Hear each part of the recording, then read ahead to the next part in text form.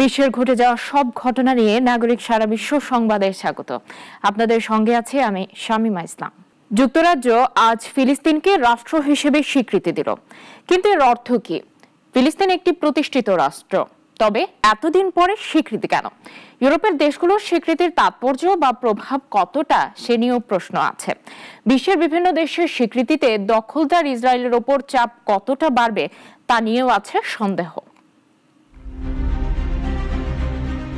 গত জুলাইয়ে স্টারমার স্পষ্ট করে বলেছিলেন, সেপ্টেম্বরের মধ্যে ইসরায়েল যদি যুদ্ধবিরতি ও শান্তি চুক্তিতে রাজি না হয় তবে ব্রিটেন দ্বি-রাষ্ট্র সমাধানের পথে হাঁটবে। আজ সেই প্রতিশ্রুতি পূর্ণ হলো। গাজায় ইসরায়েলি স্থল অভিযানে যে ভয়াবহ মানবিক বিপর্যয় ব্রিটেনকে সিদ্ধান্ত নিতে সাহায্য করেছে। কিন্তু প্রশ্ন হলো, ফিলিস্তিনকে রাষ্ট্র হিসেবে স্বীকৃতি দেওয়ার মানে কি? ফিলিস্তিনকে অনেক দেশই স্বীকৃতি দিয়েছে, তাদের নিজস্ব কূটনৈতিক মিশন আছে, এমনকি অলিম্পিক সহ নানা খেলায় দেশটি অংশগ্রহণও করে। কিন্তু ফিলিস্তিনের নির্দিষ্ট কোনো সীমান্ত নেই, রাজধানী বা সেনাবাহিনীও নেই।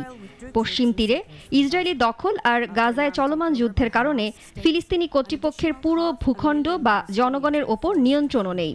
জাতিসংঘে পূর্ণ সদস্য পদও নেই। এমন পরিস্থিতিতে এই স্বীকৃতি মূলত প্রতীকী, বাস্তবে খুব বেশি পরিবর্তন না আনলেও এর নৈতিক ও রাজনৈতিক তাৎপর্য বিশাল। বাণিজ্যিক সম্ভাবনাও তৈরির সম্ভাবনা রয়েছে এই স্বীকৃতিতে।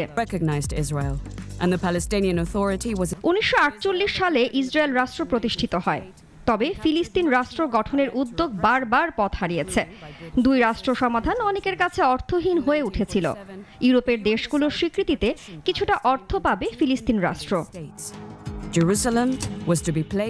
এছাড়া ইসরায়েলের দখলকৃত ফিলিস্তিনি ভূখণ্ডের বসতি থেকে আসা পণ্যের ওপর নিষেধাজ্ঞা জারির মতো পদক্ষেপ আসতে পারে। ফিলিস্তিনের সঙ্গেও সমতার ভিত্তিতে নতুন অংশীদারত্বের পথ খুলে দিতে পারে। তবে ব্রিটেনের এই সিদ্ধান্তে ক্ষুব্ধ ইসরায়েল। প্রধানমন্ত্রী নেতানিয়াহু বলেছেন, সন্ত্রাসীদের পুরস্কৃত করা হলো। আর ফিলিস্তিনি প্রেসিডেন্ট মাহমুদ আব্বাস ইতোমধ্যে যুক্তরাজ্যের এই পদক্ষেপকে স্বাগত জানিয়েছেন। প্রতিশ্রুতি দিয়েছেন, ফিলিস্তিনের ভবিষ্যৎ শাসন ব্যবস্থায় হামাসের কোনো ভূমিকা থাকবে না।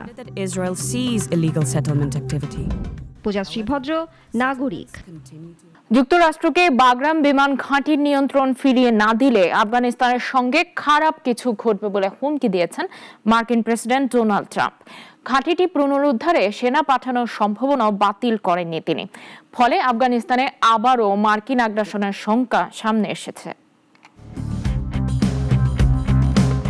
বাগরাম বিমান ঘাঁটি শুধু সামরিক ঘাঁটি নয়, বিশাল এলাকা জুড়ে বিস্তৃত বাগরাম বিমান ক্ষেত্রটি আফগানিস্তানের 2 দশক ধরে যুদ্ধরত অবস্থায় মার্কিন বাহিনীর প্রধান ঘাঁটি ছিল।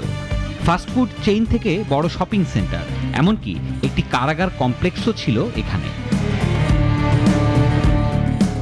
কিন্তু 2021 সালে সেনা প্রত্যাহারের পর ঘাঁটিটি চলে যায় তালেবান সরকারের হাতে। তখন থেকেই তালেবান স্পষ্ট জানিয়ে আসছে, দেশে আর কোনো মার্কিন ঘাঁটি বসাতে দেবে না।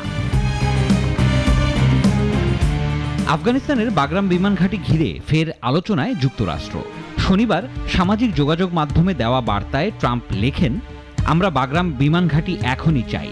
আফগানিস্তান ফেরত না দিলে কি করব শিগগিরই সবাই জানতে পারবে। বাগরাম বিমান ঘাঁটির নিয়ন্ত্রণ ফিরে পেতে ট্রাম্প আফগানিস্তানের সঙ্গে কথা বলছেন। ঘাঁটিটি পুনর্দখল করতে মার্কিন সেনা পাঠাবেন কিনা এমন প্রশ্নের সরাসরি উত্তর দিতে রাজি হননি ট্রাম্প। বিশেষজ্ঞরা সতর্ক করছেন, বাগরাম পুনর্দখল সহজ কাজ নয়। এটি পুনর্দখল করা দেশটিতে ফের আক্রমণ করার মতো দেখাতে পারে। পাশাপাশি সেখানে মোতায়েন করতে হবে 10,000-এরও বেশি সেনার পাশাপাশি অত্যাধুনিক বিমান প্রতিরক্ষা ব্যবস্থা। গত জুনে কাতারের মার্কিন ঘাঁটিতে ইরানি হামলার উদাহরণও দিচ্ছেন বিশ্লেষকরা। তাই বাগরাম দখলের যে কোনো পদক্ষেপ হয়ে উঠতে পারে পূর্ণমাত্রার সামরিক অভিযান। সিরাজুম মুনির শুভ, নাগরিক। আজ মহালয়া, দেবীপক্ষের সূচনা। এক সপ্তাহ পরেই শুরু হবে দুর্গাপূজা। তাই সাজ রব পড়েছে ভারতের পশ্চিমবঙ্গে। শিলিগুড়িতে তৈরি হয়েছে 51 ফুটের বিশালাকার দুর্গা প্রতিমা। এটি শুধু শিল্পকর্ম নয়, বরং পরিবেশ বান্ধব আয়োজনের প্রতীক হয়ে উঠেছে। ভারতের শিলিগুড়িতে চলছে দুর্গাপূজার প্রস্তুতি। আলো, প্যান্ডেল আর উৎসবের সাজে সেজে উঠেছে পুরো শহর। তবে এবারের মূল আকর্ষণ আকাশ ছোঁয়া এক দুর্গা প্রতিমা।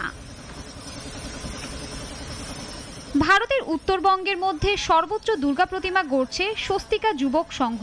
দেবী প্রতিমার উচ্চতা হবে 51 ফুট। পূজা উদযাপনের সময় উন্মোচন করা হবে প্রতিমাটি। এবছর স্বস্তিকা ক্লাবের পূজা 68তম বছরে পদার্পণ করছে। সেই উপলক্ষেই বড় দুর্গা প্রতিমা তৈরিতে উদ্যোগী হন তারা। প্রতিমাটি তৈরি হচ্ছে পুরোপুরি পরিবেশ বান্ধব উপকরণে। বাঁশের কাঠামো, তার উপর পাট আর কাগজের আবরণ, আর শেষে মাটির প্রলেপে গড়ে উঠছে দেবী দুর্গার ঐশ্বরিক রূপ। এটি বানাতে সপ্তাহের পর সপ্তাহ ধরে ক্লান্ত পরিশ্রম করেছেন কারিগরেরা। শিল্পীরা বলছেন, যত বড়ই হোক প্রতিমার উচ্চতা, তাতে যেন পরিবেশের কোনো ক্ষতি না হয়। তাই ব্যবহার হচ্ছে কেবলমাত্র জৈবভাবে ক্ষয়যোগ্য উপাদান। বিসর্জনের সময়ও নদী বা জলাশয়ে থাকবে না কোনো বিষাক্ত রং বা প্লাস্টিকের চিহ্ন। আয়োজকরা জানাচ্ছেন, এবারের প্রতিমা শুধু উচ্চতায় নয়, শিল্পকলা আর পরিবেশ সচেতনতার বার্তাও দর্শনার্থীদের মুগ্ধ করবে। আবহাওয়া পরিবর্তন আর জলবায়ু সংকটের সময়ে এই আয়োজন এক নতুন দৃষ্টান্ত। শিলিগুড়ির দুর্গাপূজা সবসময়ই দর্শনার্থীদের টানে। তবে এবারের প্রতিমা যেন বাড়তি উত্তেজনা ছড়িয়েছে স্থানীয় থেকে বিদেশি পর্যটকদের মাঝে। তাই বাড়তি পুলিশি নজরদারি ও সহায়তা চাওয়া হচ্ছে। শাশ্বতী সরকার, নাগরিক। পৃথিবীতে টিকে থাকা একমাত্র বন্য ঘোড়া প্রজাতি প্রজেওয়ালস্কি ঘোড়া। বিলুপ্তপ্রায় এই প্রাণীটি অবশেষে ফিরছে তাদের আদি আবাসে। 2 শতাব্দী আগে কাজাখস্তান থেকে বিলুপ্ত হয় এই ঘোড়া। একে ফিরিয়ে আনতে চীন, মঙ্গোলিয়া ও কাজাখস্তান জুড়ে চলছে সংরক্ষণ প্রকল্প।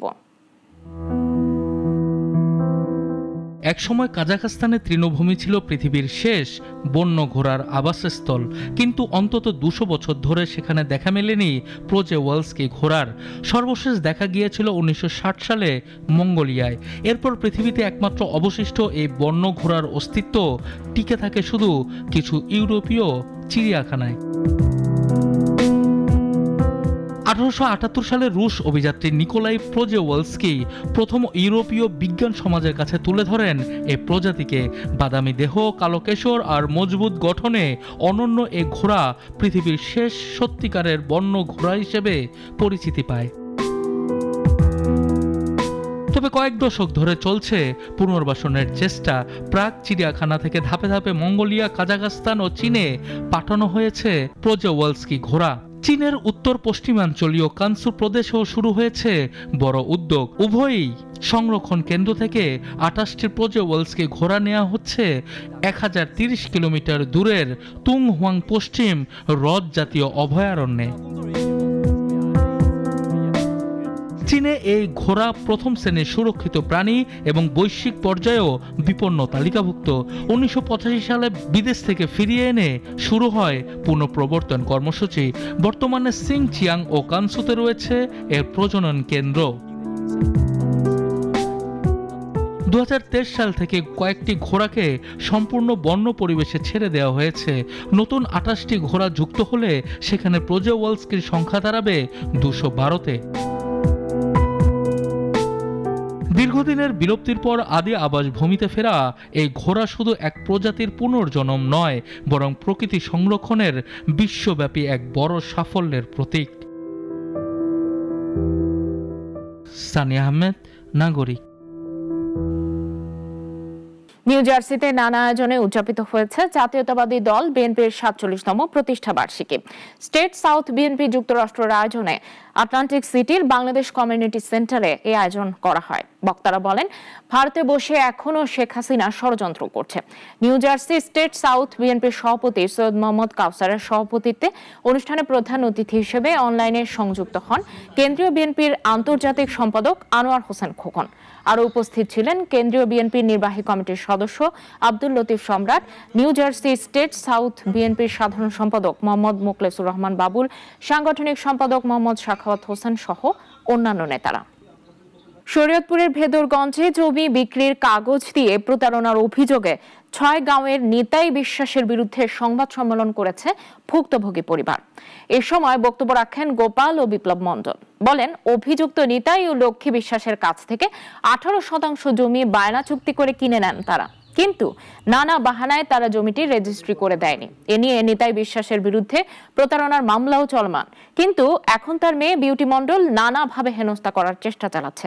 এমনকি বাবা নিতাই বিশ্বাসের বাড়িতে আগুন লাগিয়ে সেই দায় তাদের ওপর চাপানোর পায়তারা করছে। সংবাদ সম্মেলন থেকে ঘটনাটি তদন্ত করে সুষ্ঠু সমাধানের দাবি জানান ইউপির সদস্য লিয়াকত আলী ও লোকমান মল্লিক। নাগরিক সারা বিশ্ব এখন এ পর্যন্তই। এরপর সন্ধ্যা ৬টায় নাগরিক সংবাদ দেখার আমন্ত্রণ রইল সবাইকে। ধন্যবাদ।